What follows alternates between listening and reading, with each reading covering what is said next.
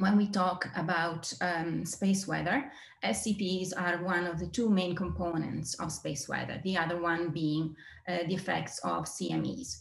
So when we talk about solar energetic particles, first of all, what are they? They are the ions and electrons that we measure in situ in the solar wind following eruptive events at the sun. So we know that particle acceleration is associated with flares and CMEs. And so what happens is that a subset of these particles manage to escape from the solar corona, and they are basically what we call SCPs, the ones observed in situ. And what you can see here on the right side, you can see a plot of fluxes of energetic particles measured in interplanetary space versus time. And you can see in this plot protons from about 1 to about 90 MeVs. And what is happening is that you see the highest energy particles here in the orange plot arriving at the detecting spacecraft first. And then as you move to the lower energies, it takes longer for these particles to get to the detectors on board the spacecraft. And this is after a time which is typically between 10 and 90 minutes from the flare or CME event, but it can be longer.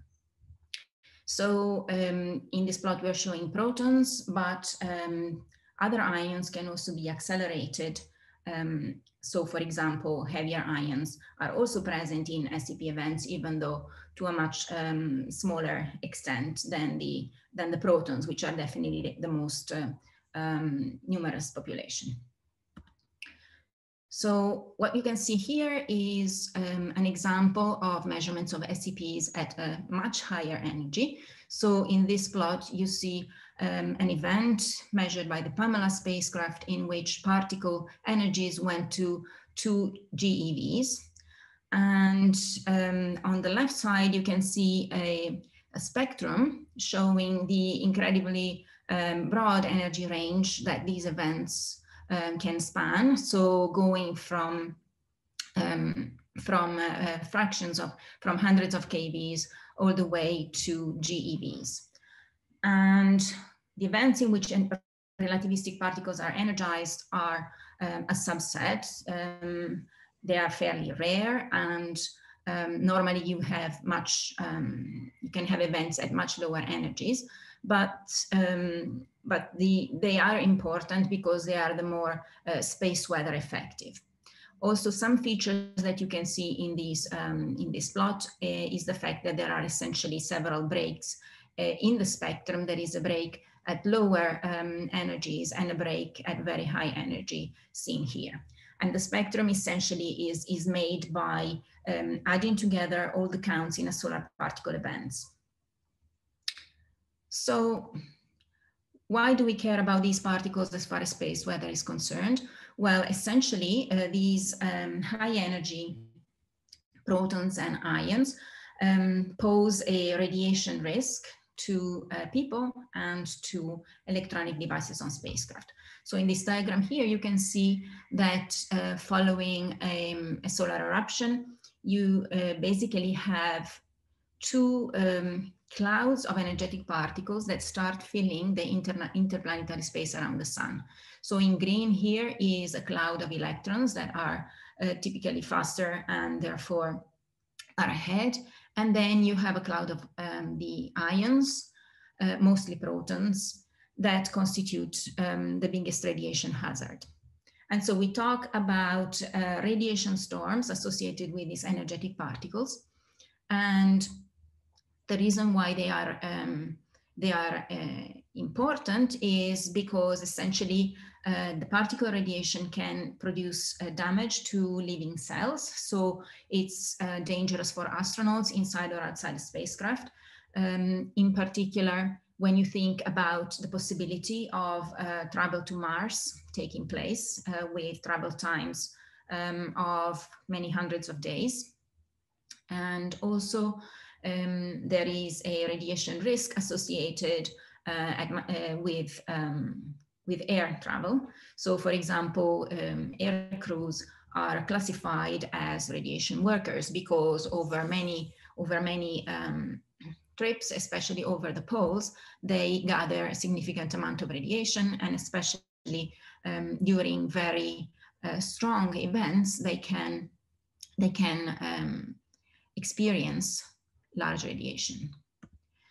So in this plot here, the message about the dangers of SEPs is brought home by a plot like this one, in which what you can see are essentially on the with the horizontal lines, these different thresholds for radiation doses that are dangerous to people. So above this line, you would be above the annual dose. This is above the raised cancer risk, and above the red line, a solar particle event would actually be fatal. And you can see here in the vertical lines various solar particle events with the dots giving the peak radiation dose. And you can see that in this particular event, which took place during the Apollo era between the Apollo 16 and the Apollo 17 mission, there was a huge solar particle event that had the astronauts been in a spacecraft on the way to the moon during that time would have proved fatal. So it's a big priority, for example, at NASA to try and understand these solar particle events more, and ideally to predict the risk to people. There are also other effects. For example, when you have a solar particle event, this can produce damage to instruments on board spacecraft. These are called single event effects. And so spacecraft or instruments can malfunction as a result of a radiation storm. And also they produce a disruption to communications for planes, so specifically to HF communication. So this is something that that airplanes rely on when they fly over the poles, and therefore if there is a large solar particle event, they might need to have rerouting of planes that would normally fly over the poles. So there are lots of different reasons from a space weather point of view why we want to know about these energetic particles and about these events. So let's focus for a moment on the relativistic particle events. So for many, many years, we have known about ground level enhancements, GLEs. So these are events that are produced by extremely energetic protons with energies between about 1 and 30 GeV. So in this plot over here, you can see curves for 2 GLE events, and the red ones for GLE 69, the blue ones for GLE 45. And what you can see is in the red color, there are several traces that represent the measurements for different neutron monitors on the surface of the Earth. So what happens in this event, in these events, is that the very energetic protons interact with the atmosphere and produce secondary particles, including neutrons. The neutrons then reach the Earth's surface and can be detected by the neutron monitors. So what we can see then is that different neutron monitors at different locations measure slightly different time curves, but the difference between these two specific GLEs is that one had a rather impulsive profile with a sharp rise and long decay, while the other one had a much more gradual profile shown here. So ideally, we would want to know why, we would want to explain these types of profiles for GLE events and also for SEP events at much lower energy. So what are the key questions that we are looking at when we are talking about SEP science? First of all, we want to know where and how particle acceleration is taking place.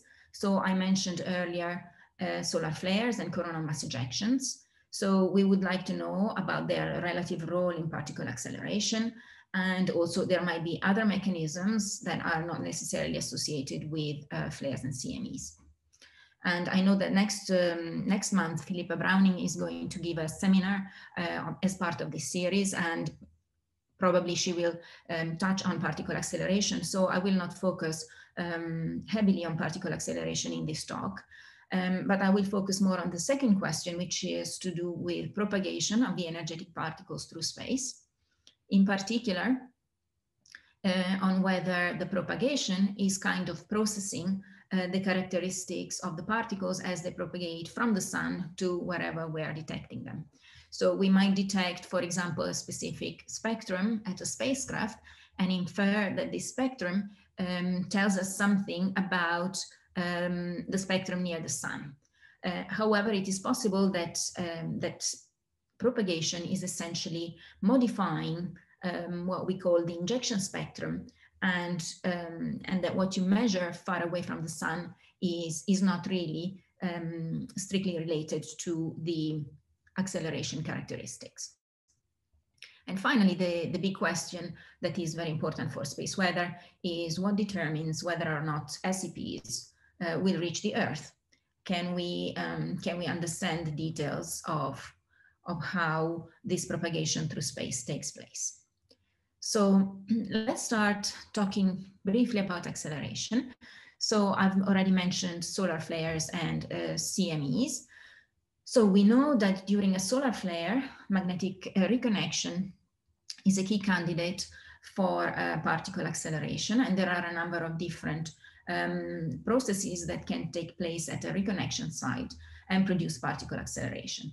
And we know that this is happening because we see the photons that are produced during the flare as a result of particles having been accelerated. So, so over here on the left, you can see a spectrum, a photon spectrum from RESI, and essentially we know that some of the particles accelerated in solar flare will remain in the corona, and some of them will be able to escape into interplanetary space where we can detect them. The second key mechanism is acceleration at the shocks driven by CMEs. So this is still of a coronal mass ejection. We know that coronal mass ejections can drive shocks, and there are a number of different acceleration processes that can take place at a shock. So the idea here is that you can have, for example, diffusive shock acceleration, energizing the particles, and that the particles are able to escape the region near the shock once they have gained energy, and that they then propagate away from the shock, say ahead of the shock. And if there is a detector on a spacecraft located somewhere away from that shock, it can detect the particles accelerated there. So in this type of study, what you are assuming is that there is an injection region that is fairly large. So normally shocks can accelerate particles over broad fronts, unlike solar flares.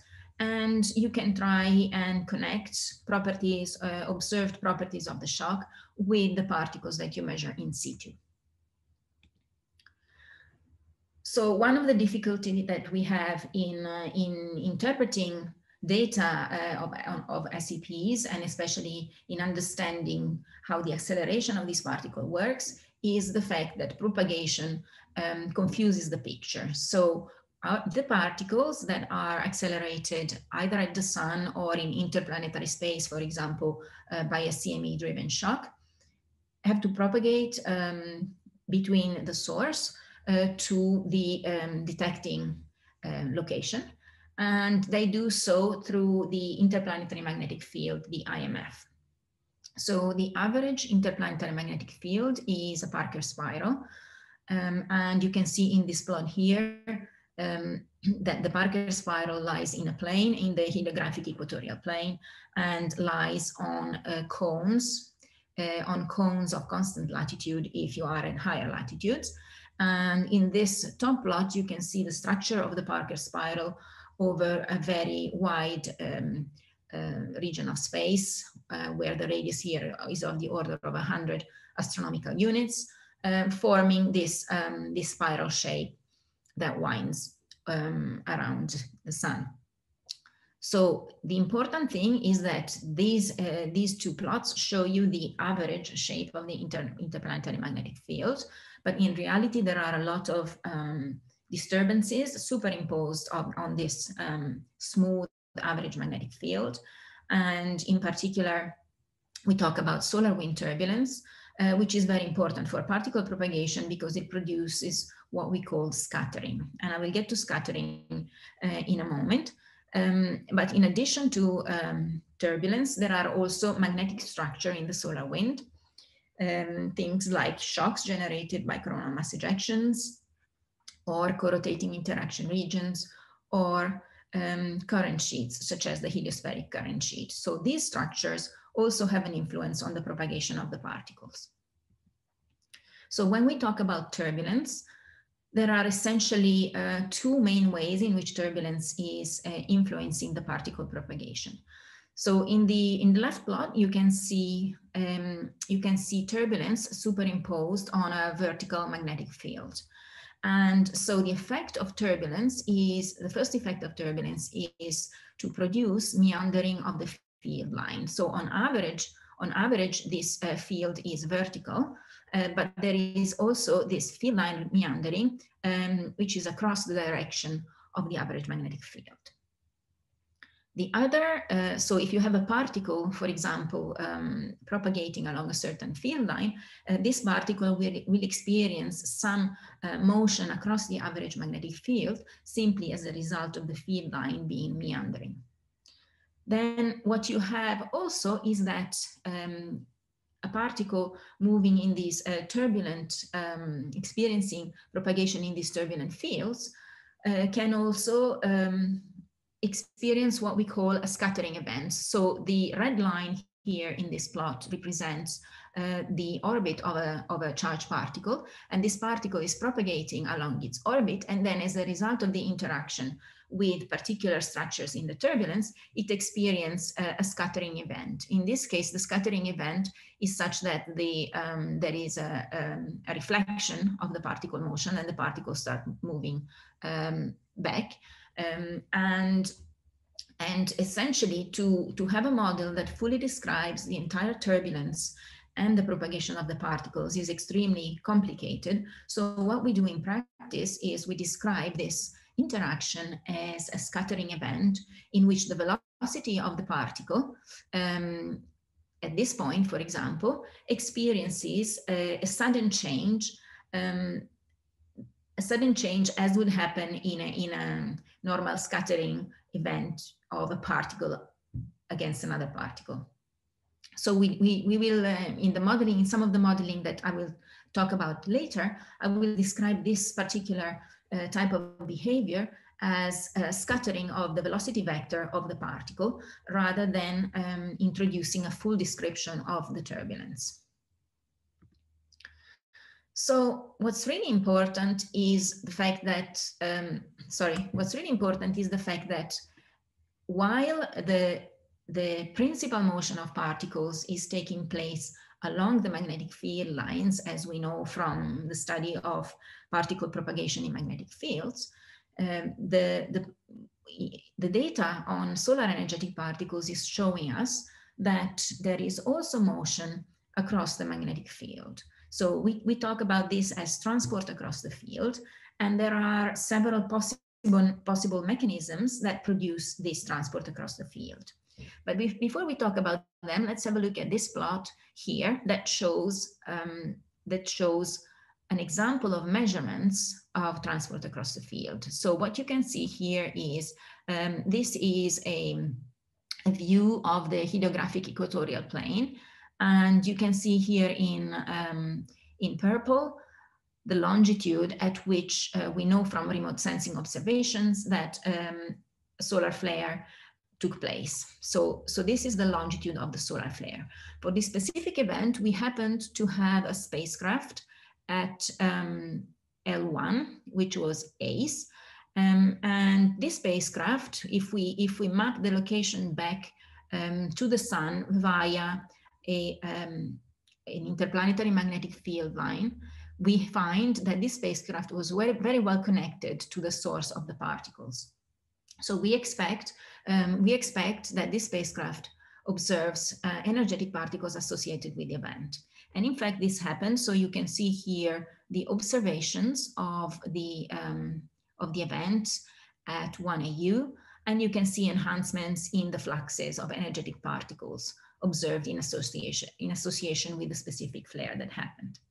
However, what we can also see is that these other two spacecraft, Stereo A and Stereo B, in red and blue, they are also observing energetic particles associated with the event.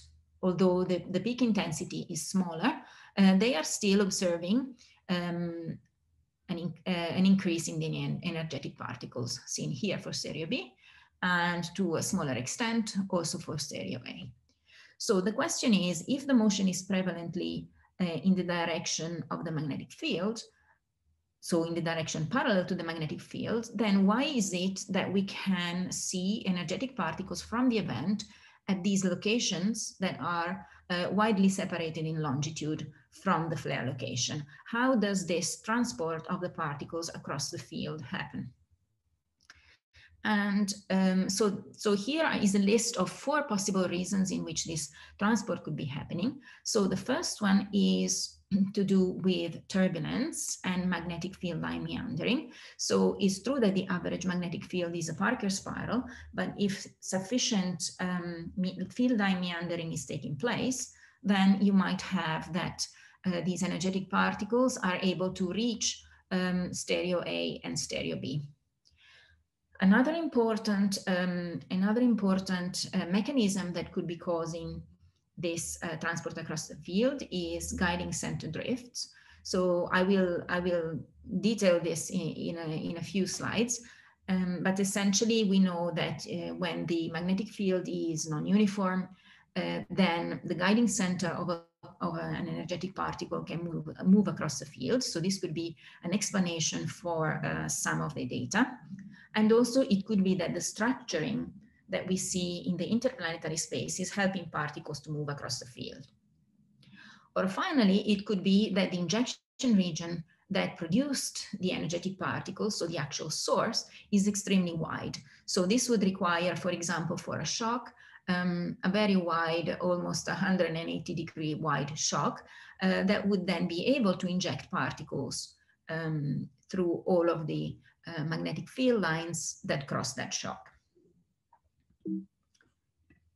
So I think it's useful to also have a look at this specific plot here, which is a very famous plot, first shown by Hilary Kane. And so what this is showing is how the profiles that are measured by different observers vary depending on where the observer is located with respect to the solar event that generates the particles. So we have the sun, we have a solar eruptive event that produces particles along, and the longitude of this event is indicated by this red arrow. So suppose that now we have an observer located on this side. So for an observer located here, the event is what we call a Western event. So you can see here the W40 in the panel shown here. So what Kane et al. First noticed is that when the relative location of the observer and the event is of this type, then the increase in the fluxes of particles is fast, with long decay. And then as the location of the observer changes, so for example, as it becomes, as the observer becomes located, for example, on this side of the event, which makes the event eastern for that observer, then the rise of the energetic particle fluxes is much slower, and it becomes extremely slow over here for an observer that sees the event at East 90. So this is an observational result which has been confirmed by many other observations, and that needs to be explained by whichever model of acceleration and propagation we use in our studies. So now moving on to some of the work that I've been doing and researchers that have been working with me have done. We talk about 3D test particle simulations. What do we mean, first of all, by 3D when we talk about 3D simulations? Well, the 1D or 3D essentially refers to how many spatial variables you're using to describe the particle propagation. Classically, the description of solar particle propagation is one-dimensional, and it uses a description that is kinetic, such in the equation that you can see here. So you can see that this is an equation for a distribution function f, which describes our particles. And normally the distribution function is a function of 3 spatial variables, 3 velocity or momentum variables, and time. While in this particular formulation, the variables are time, position z, and two velocity variable, the velocity or momentum variable, the magnitude of the momentum, and the pitch angle. So the important thing is that there is only one spatial variable z, which represents the position of a particle on the magnetic field line in which it was injected. So, so this approach assumes that particles start, say, near the sun on a specific field line, and through their motion, they remain on this magnetic field line. It's like a bead sliding on a wire, and essentially the bead is tied to the wire and cannot propagate across it. So the advantage of this kind of description is that you can reduce the number of variables needed to describe the particle motion, and you can integrate the equations more easily. However, as I said earlier, there are indications that that this one-dimensional model is not really able to describe the SCP propagation. So the kind of things that people have been doing have been to use one-dimensional models to study, for example, relativistic data. So this is an example of a model that was used to fit an observation of a GLE. So you can see here the histogram-like curve represents the data from a specific ground level event. And then in this study, a one-dimensional model was used to find a fit for the GLE data. And what you can see is that in this particular model, there has been an assumption about the scattering mean-free path of the particles that is necessary in order to fit the data. And you can see that the earlier part of the event was fit by a mean-free path of 0.9 AU, and the later part of the event was fit with a mean-free path of 0.6 AU. So in a one-dimensional model, the mean-free path is a key parameter that is adjusted in order to find agreement between the model and the data, and especially the decay phase. So how fast the decay of the event is taking place is very directly linked to the specific value of the mean-free path. In this kind of model, any effects of the magnetic field polarity and the heliospheric current sheet are not included. So when you move on to a description that is 3-dimensional, you are essentially allowing for 3 spatial variables to be considered in your modeling. And what we've been working on is specifically test particle simulations in which you're solving this set of equations here. So simply, you're solving for the trajectory of each particle in a specified magnetic field. So in this example here, we specified a magnetic field given by the gray lines that had some turbulence superimposed on it. And then we injected energetic particles into this field, and we followed their propagation over time. And you can see that the particles are very spread out along the different field lines, and this is the result of scattering. So specifically, we have inside our code a scattering algorithm that essentially, once we specify a value for the mean free path, produces a random sequence of scattering events, and at each scattering event, the velocity of the particle gets reassigned. So this is the way in which we can describe particle scattering in our model. Now, when we started using the test particle code to study propagation of SCPs, we got some surprising results in the sense that what we were expecting was for particles to broadly remain in the flux tube in which they were injected.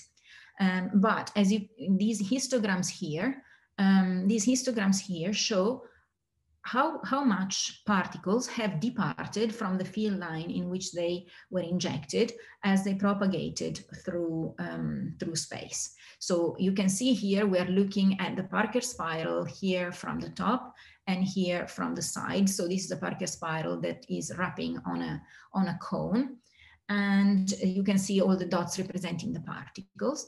And there is a significant motion of particles away from the field line in which they were injected, which comes simply when you solve these F equals ma trajectory equations with a simple Parker spiral magnetic field in it.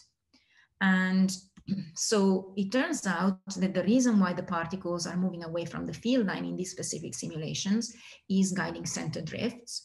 So I'm sure you know that if you look at a uniform magnetic field, charged particles are in a plane perpendicular to the field describing this circular motion.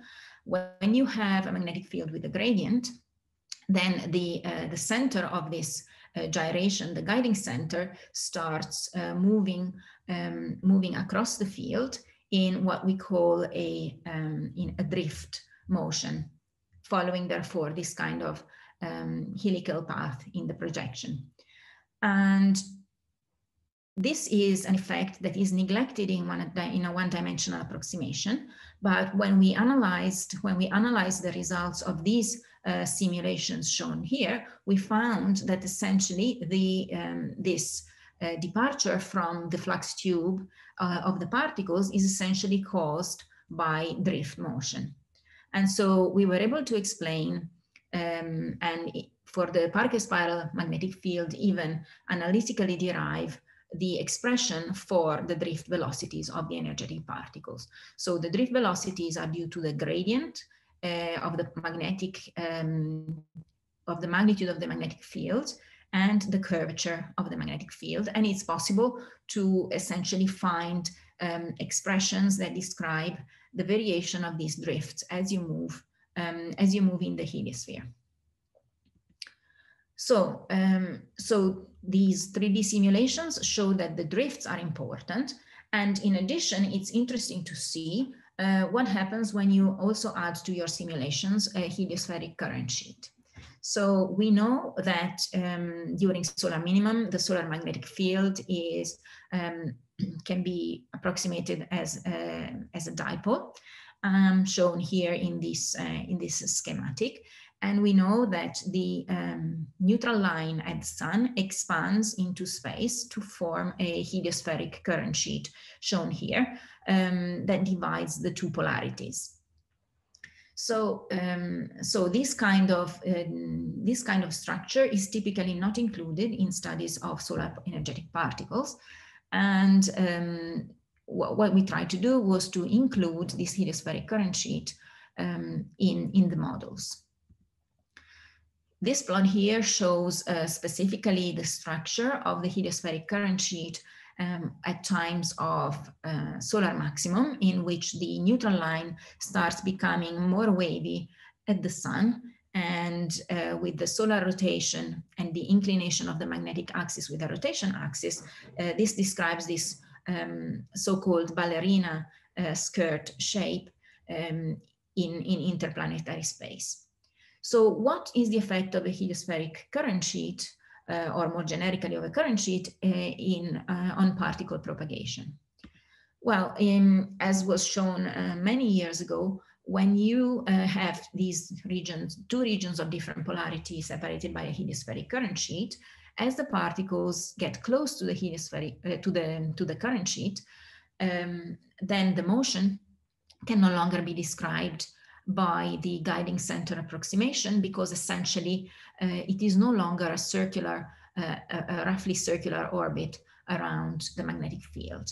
And when particles get close to the current sheet, sorry, any current sheet, then the particles no longer have a helical motion, but they start showing this kind of sinusoidal-like motion along the current sheet. So there is a drift along the current sheet that comes from the guiding center motion having the guiding center approximation essentially breaking.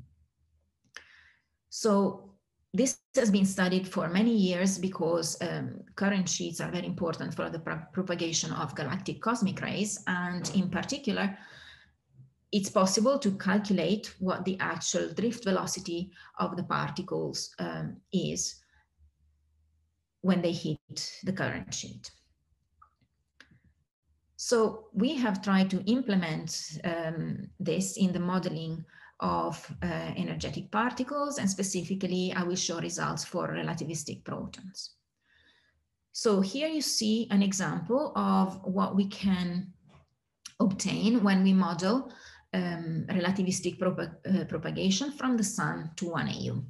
We have two sets of plots. The top ones is for refer to what we call an A+ polarity situation.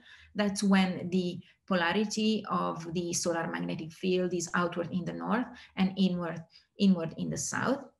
And A- is the one with the opposite polarity.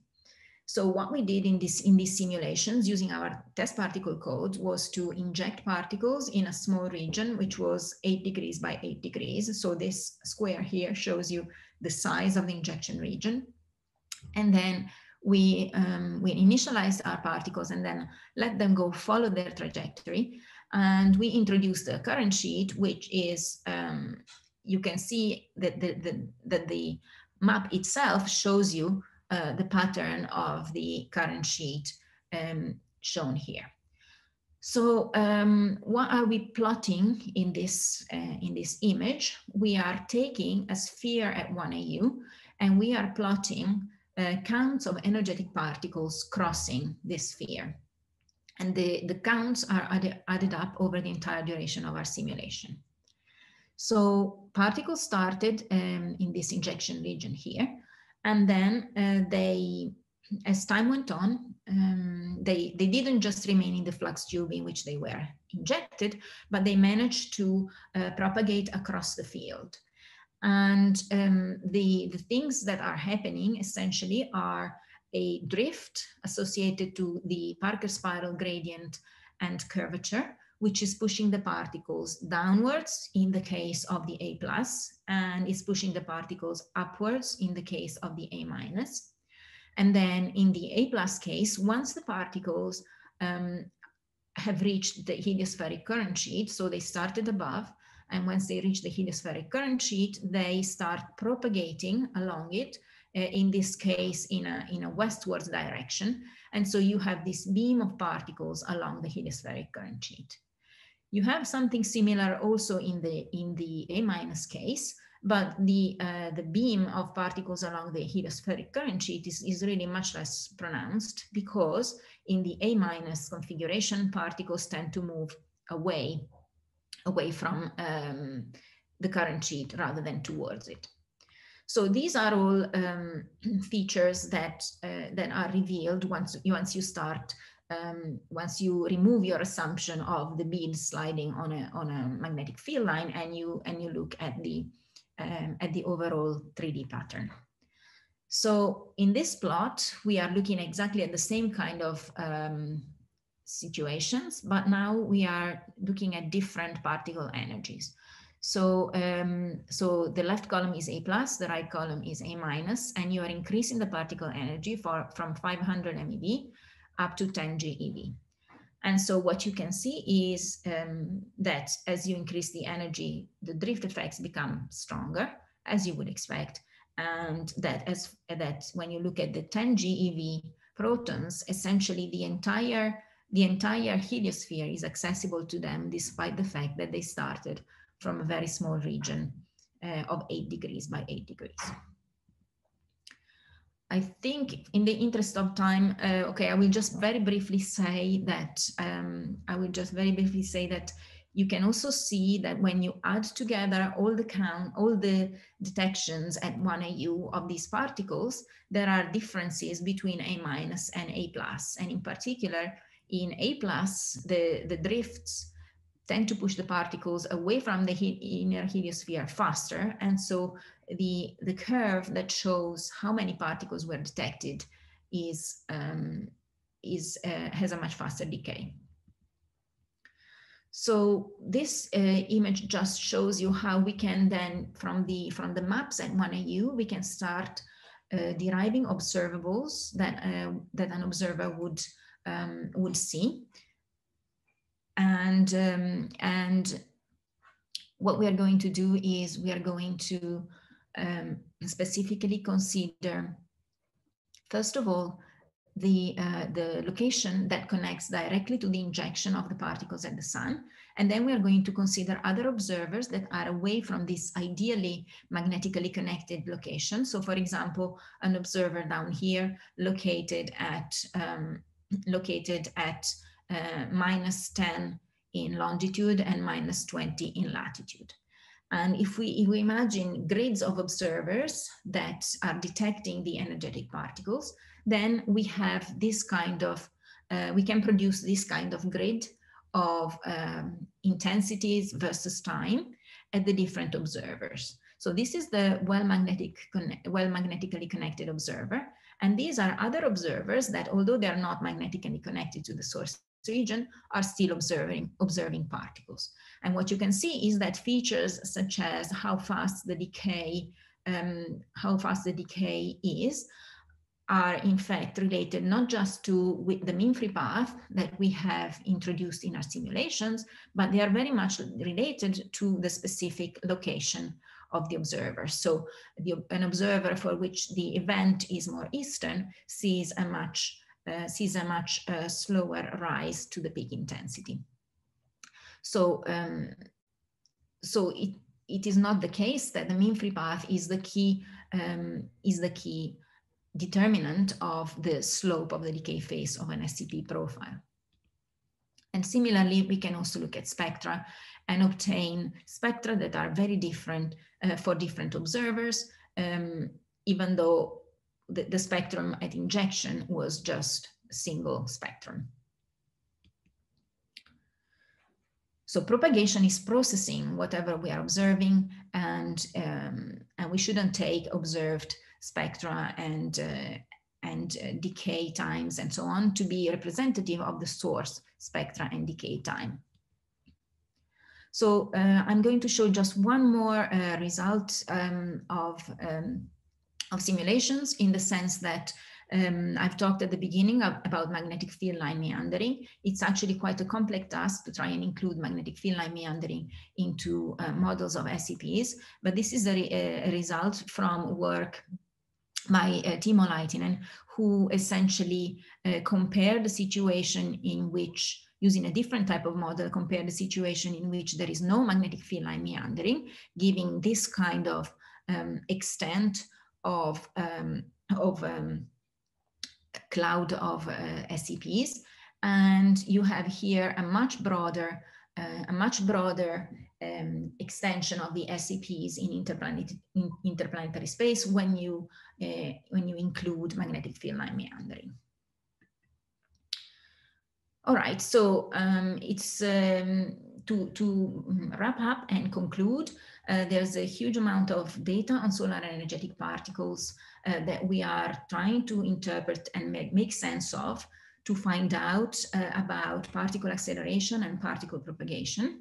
And we think that these test particle simulations are useful to understand the propagation of energetic particles. And in particular, what we have found is that the drifts associated with the Parker spiral and with the heliospheric current sheet are important in influencing the propagation of these particles.